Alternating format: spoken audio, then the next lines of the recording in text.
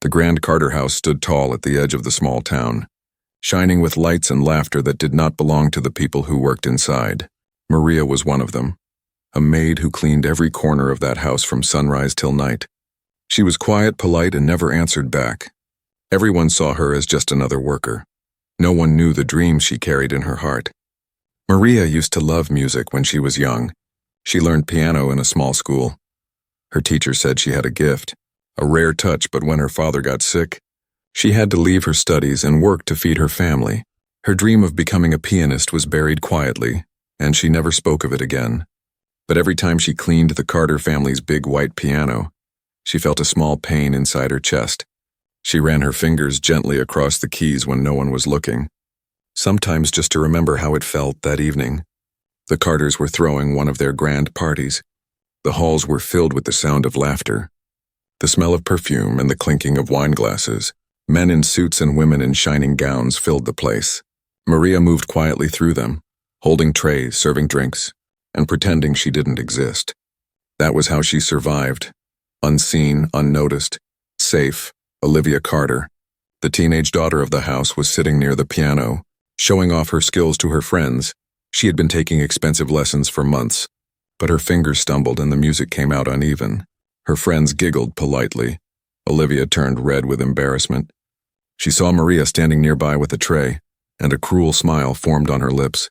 "Maria," she said loudly, enough for everyone to hear, "you're always looking at this piano, aren't you?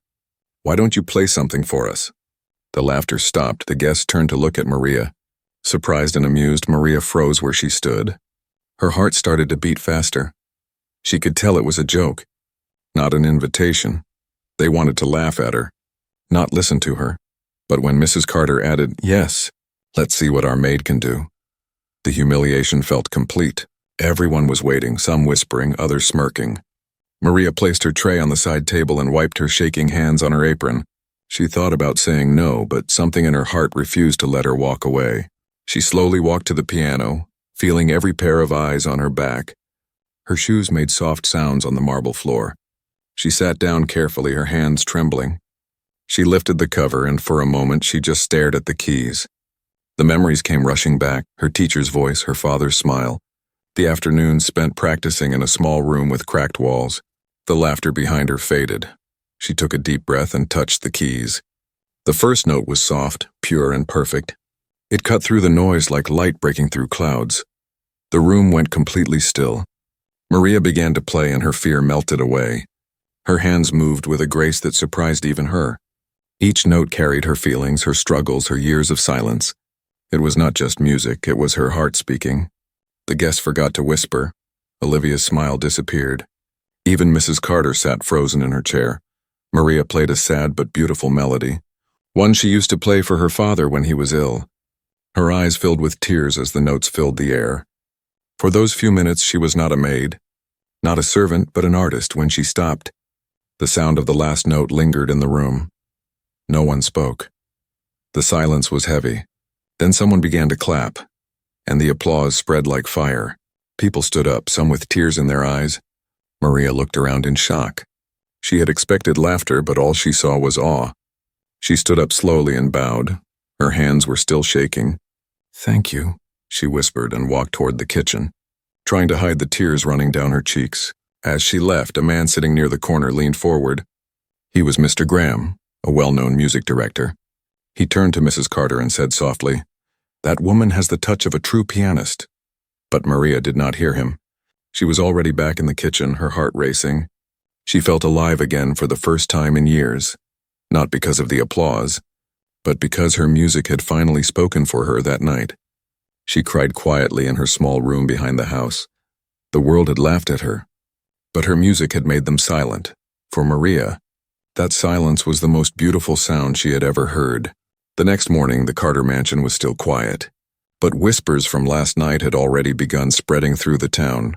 People could not stop talking about the maid who played the piano like a professional. Some said it was magic, others said it was impossible, but everyone wanted to know who she really was. Maria woke up early just like every other day. Her small room behind the kitchen smelled of soap and old wood. She looked at her hands, the same hands that had cleaned floors and washed dishes. They looked no different, yet they had changed everything. She felt both proud and scared. The sound of applause still echoed in her mind. But she knew the Carters wouldn't be happy about it. When she entered the kitchen, Mrs. Carter was already there, her arms crossed. Her cold eyes followed Maria as she walked in. "You created quite a scene last night," she said sharply. "Do you think you impressed someone?" Maria stayed silent, staring at the floor. "Remember your place," Mrs. Carter added. "You are here to clean, not to perform." Then she turned and left, leaving Maria's heart heavy as the day went on. The guests from the night before kept calling the house. One woman wanted to know if the maid gave piano lessons. Another asked if she could play for a charity event.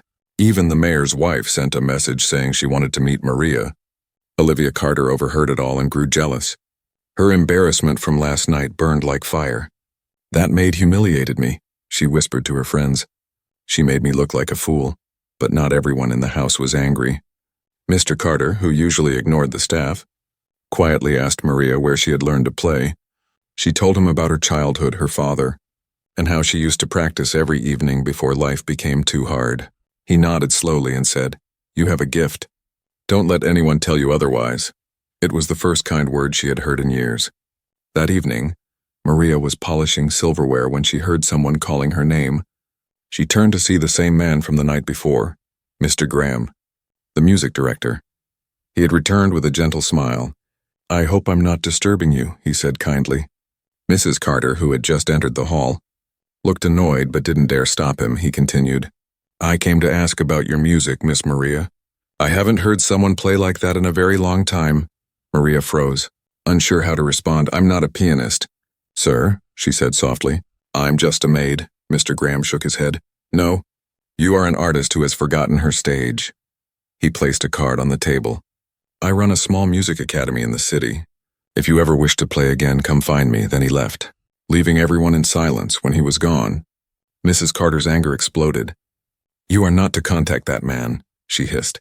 "You belong here." "Not in some concert hall," Maria wanted to protest, but the words wouldn't come out. She only nodded and went back to her room, clutching the small white card in her hand. That night she couldn't sleep.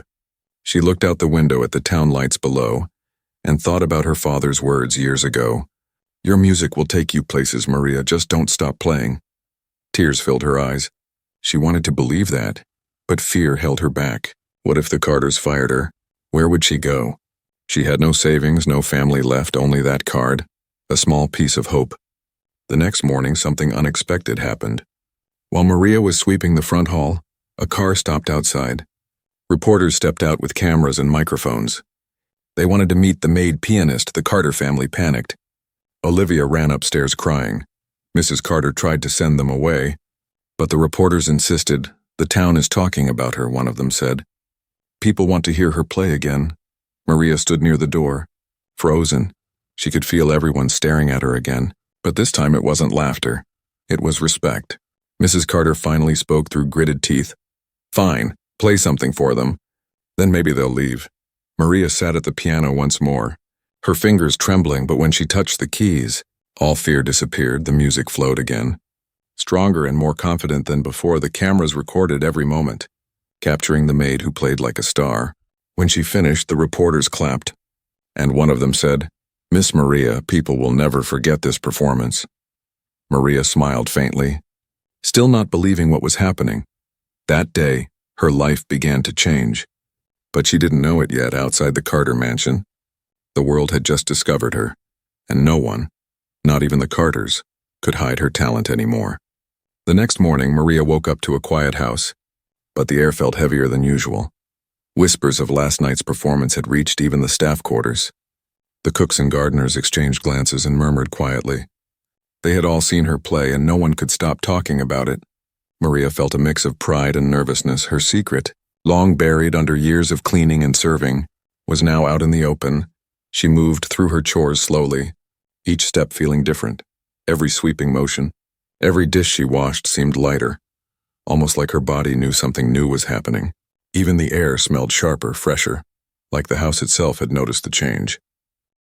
But her heart still thumped nervously at the thought of the Carters' reaction. Mrs. Carter appeared in the kitchen. "Her face cold and stiff, you know," Mrs. Carter said. The guests are talking about you. Again, Maria nodded silently, unsure what to say. I don't want anyone thinking you are anything more than a maid, she continued, her voice sharp. Your place is here, not on stage, not in the newspapers, not anywhere else. Maria lowered her gaze. But inside, a small flame had already ignited. It was that day when Olivia Carter, still bitter from the previous night, decided to act. She had gathered her friends in the parlor and whispered, "We need to put her in her place again. She thinks she's something special.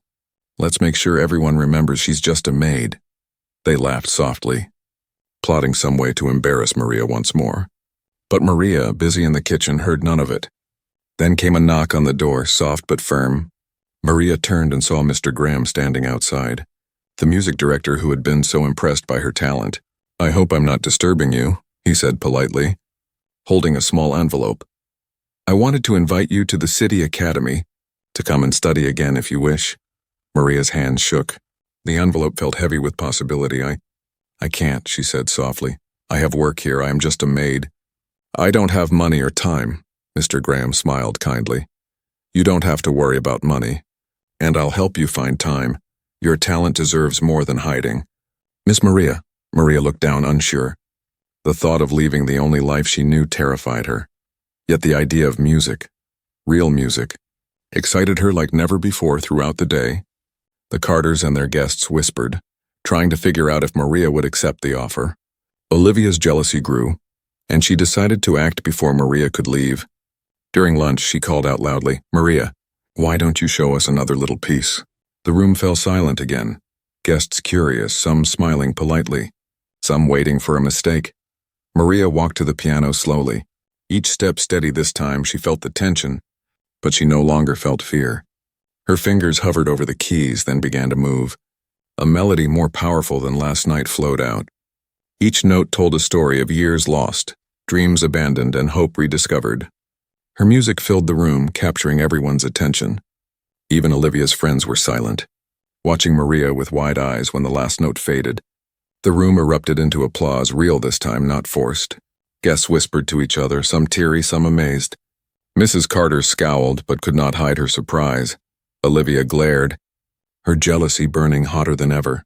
But Maria, standing there with trembling hands, felt something she hadn't felt in years. Freedom, even if she stayed as a maid. Her music had finally found its voice that evening.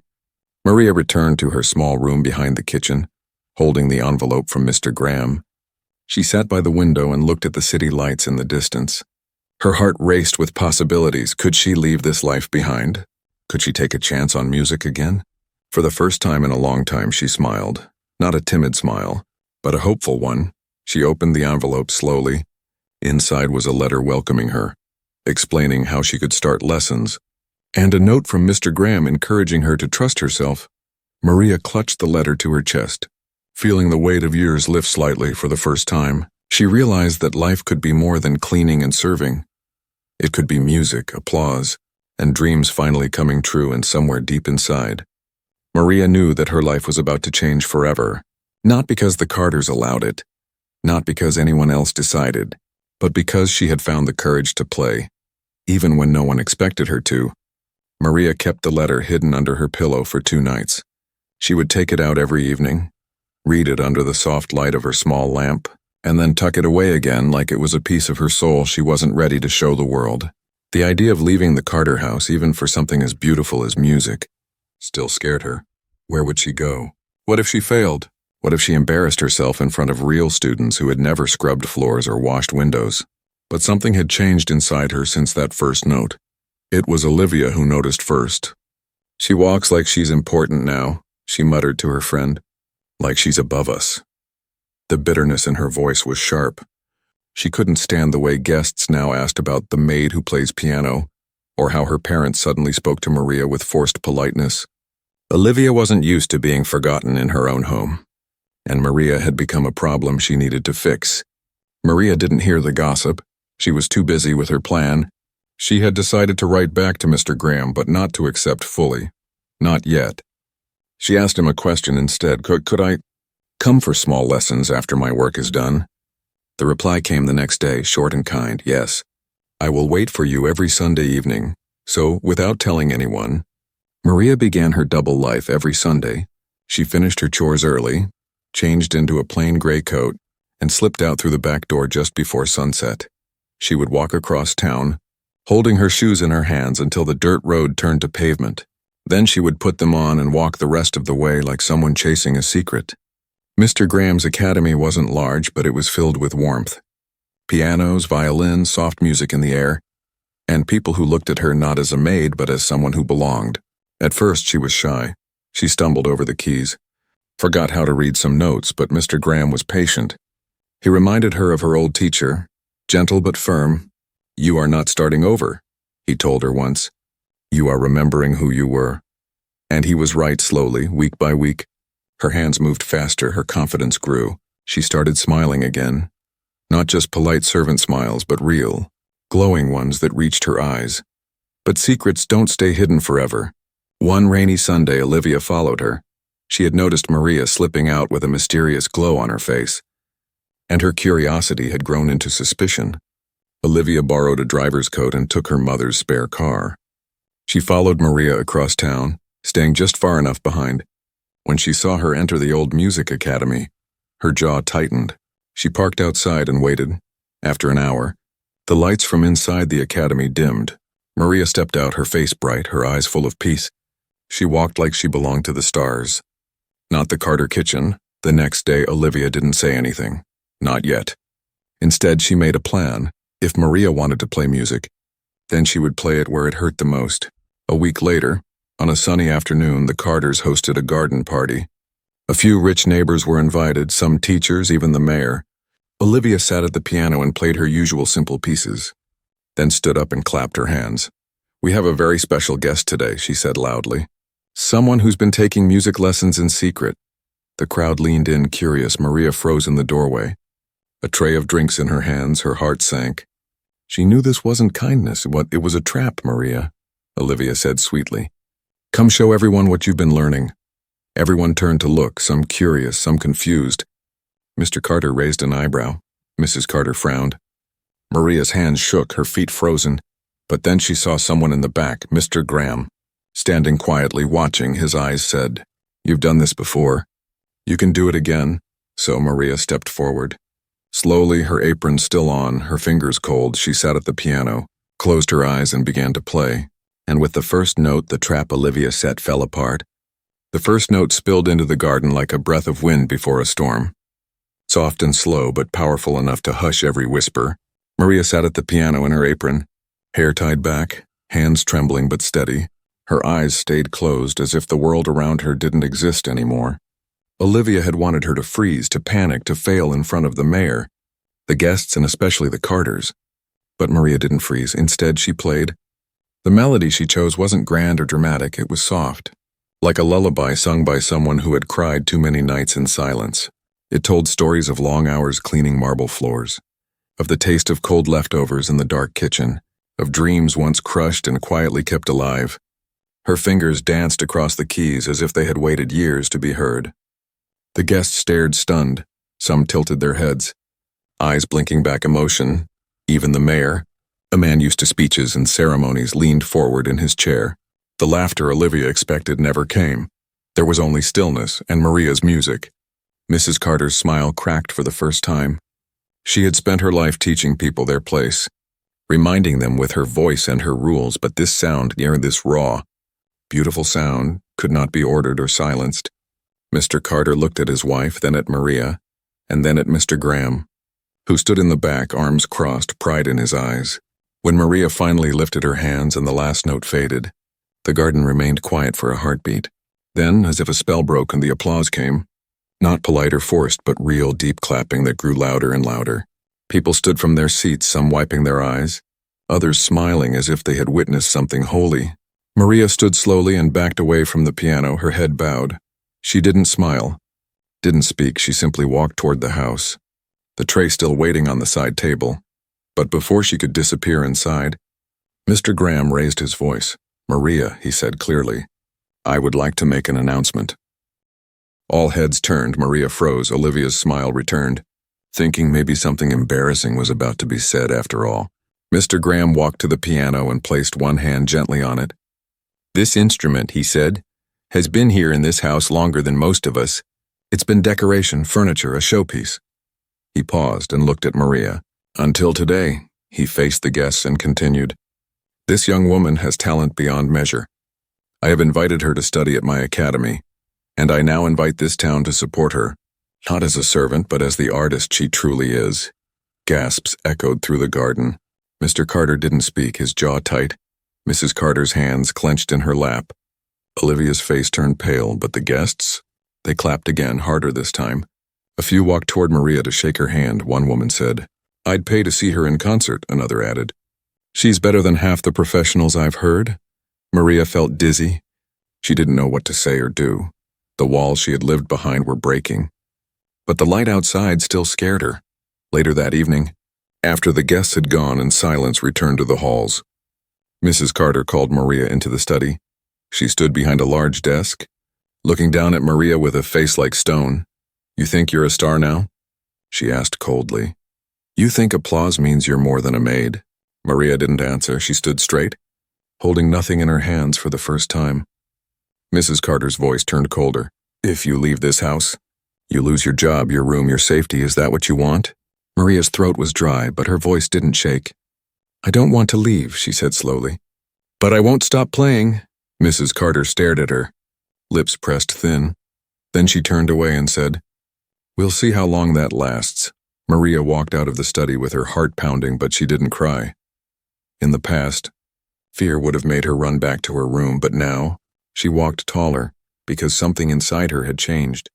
Not just because people had clapped, not even because Mr. Graham had offered her a future, but because for the first time in her life, Maria had refused to hide her gift, and the world had listened. Maria tried to return to her routine, waking early, folding bedsheets, scrubbing floors, preparing tea, but something had shifted in the walls of the Carter house.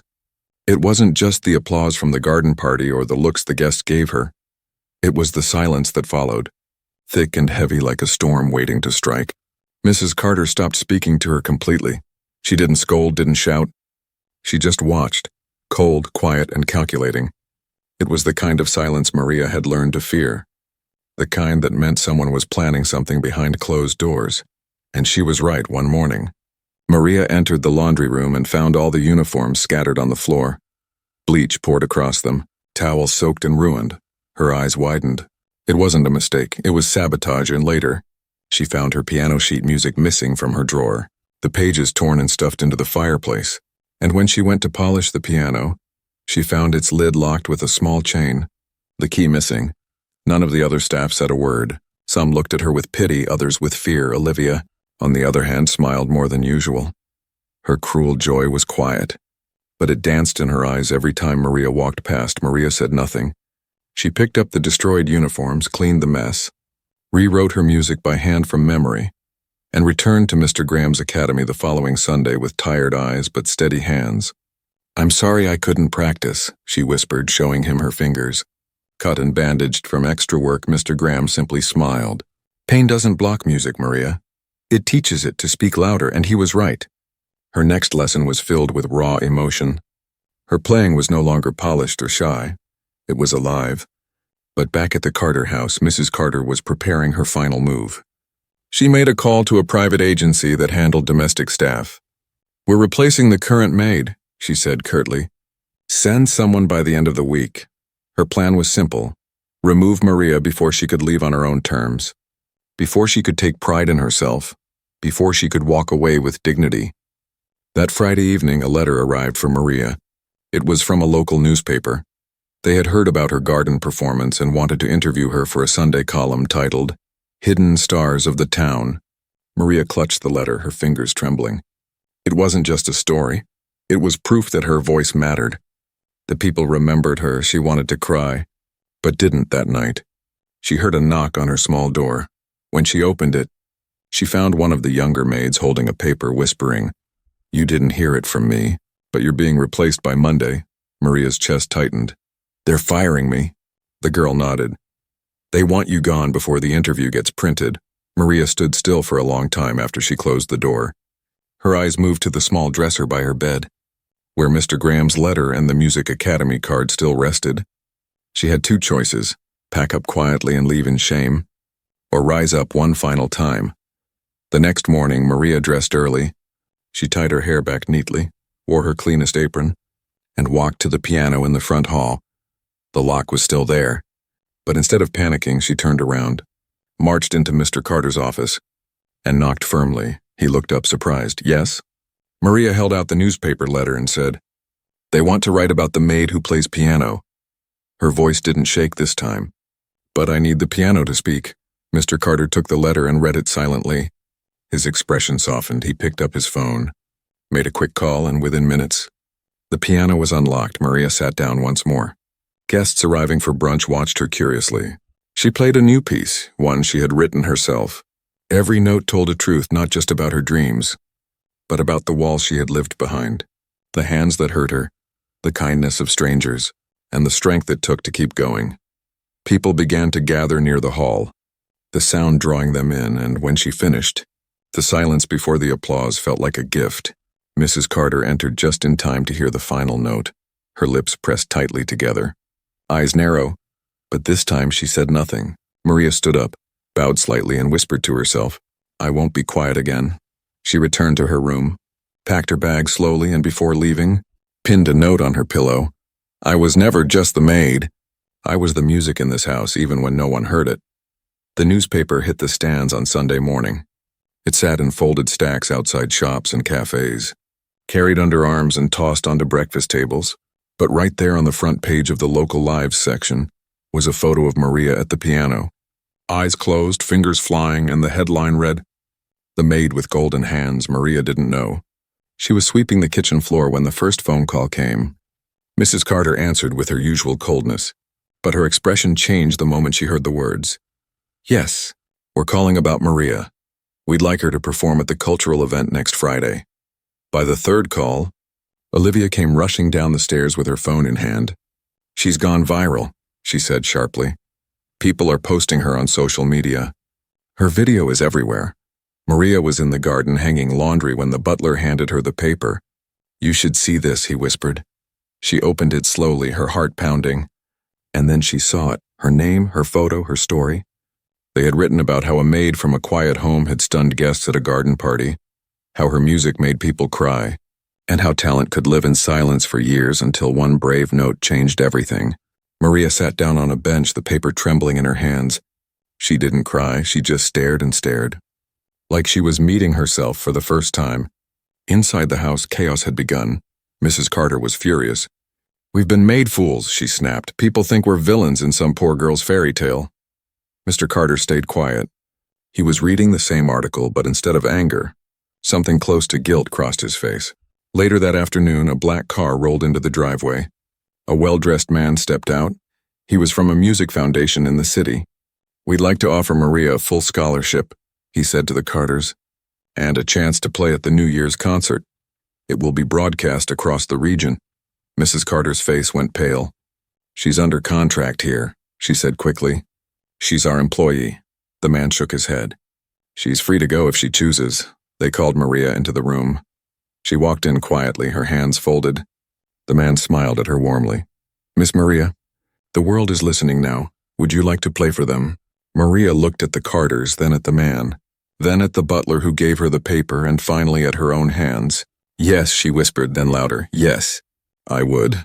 That evening she packed her small bag for the last time, folded her apron and left it neatly on the bed. She looked around the room that had been her cage and her shelter for years.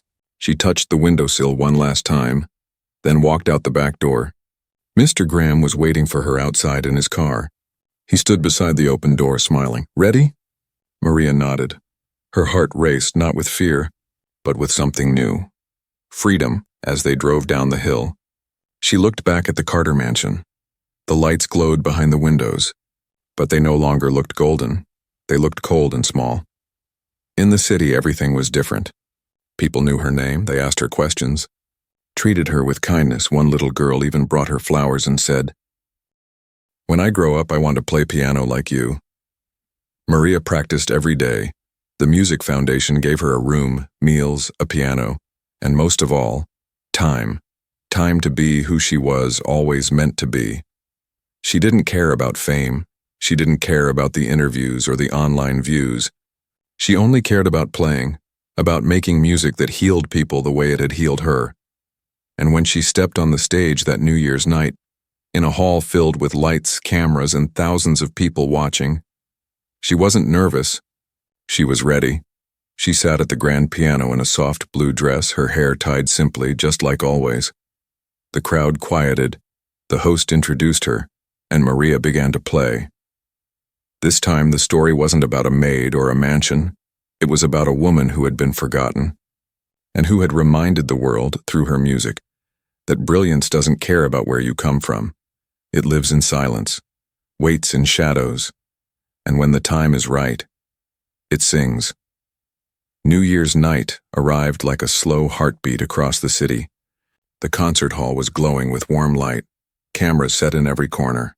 People in elegant clothes filled the seats, waiting, whispering.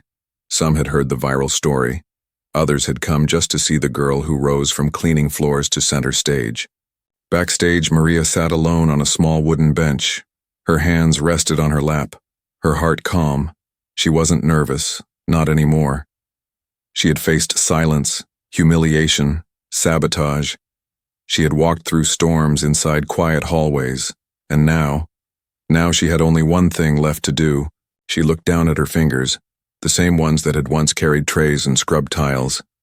Now they would tell the world a story, not with words, but with sound. Outside, the announcer's voice echoed through the speakers. Ladies and gentlemen, please welcome a new voice, a new soul in music, Maria Alvarez. The audience applauded politely at first, some unsure, some curious. Then Maria stepped into the light, and they saw her. Not in a maid's apron, but in a long, flowing dress of soft cream and gold. Her hair pulled back simply, her steps slow and graceful. She sat at the grand piano, and for a moment she didn't move. She looked out at the crowd, rows of strangers, a few friends, and right in the middle, a pair of faces she never thought she'd see again. Mr. and Mrs. Carter sat side by side, stiff and silent. Their invitation had not come from her. It came from the mayor himself, who insisted they be present. Olivia was not there, but Maria didn't care. The ones who tried to cage her were now forced to watch her fly. She lowered her eyes and touched the keys. The first note rang like a whisper across the room. She didn't play something old, or classical, or borrowed from another composer. No. This time, Maria played a piece she had written herself, a song she named For the Forgotten. It began soft, like footsteps on marble floors, like the quiet breath of someone crying alone in the dark. Then it grew, note by note, into something stronger, bolder. Her hands moved with fire and memory. Every key told a truth, of being mocked, of being locked out, of dreaming with no one to hear you. And then the music turned into something light, something full of air and hope. The pain didn't vanish, but it transformed. She played as if every note opened a window, letting in wind, letting in freedom. The audience stopped breathing. Some closed their eyes, others held hands. A woman in the third row wiped a tear from her cheek. When the final note faded, the room did not move. The silence was long. And then, like a dam breaking, the applause came. It started with one pair of hands, then another, until the entire hall stood to their feet. The sound was thunder, echo, celebration. Maria stood, bowed once, and for the first time in her life, smiled at a crowd not with nervousness, but with pride. After the show, people rushed to meet her. Journalists held out microphones, fans asked for autographs, children asked for hugs. But one person stood back, quiet and alone. Mrs. Carter. Maria saw her and walked over slowly. The crowd parted like water around her. When she reached her, Mrs. Carter looked up with eyes that held no power, only age. "You played well," she said stiffly. Maria nodded. "Thank you." Mrs. Carter's lips trembled. "You could have ruined us in your interviews, in your speech, but you didn't." Maria looked at her gently. "I didn't have to ruin you," she said. "You did that yourselves. I just stopped hiding." There was no anger in her voice, just truth. And that truth made Mrs. Carter lower her eyes. "I thought I was giving you a life," Mrs. Carter said quietly. "But I was just keeping you in a cage." Maria stepped back slowly. "I forgive you," she said. "But I won't go back, not even to visit." Then she turned away, back to the crowd, the music, the light. That night, Maria didn't go home to a mansion or a quiet room behind a kitchen. She went to her new apartment above the academy, where students practiced into the night, where she could play whenever she wanted. The world had changed for her, not because someone gave her permission, but because she dared to play one note, then another until the silence broke. Her story became a symbol, a reminder that talent doesn't need permission, that dreams don't die in the dark. They wait. And when Maria sat by her window, watching the fireworks crack the night sky, she whispered to herself, "I was never just the maid, she was the music, always had been, always would be."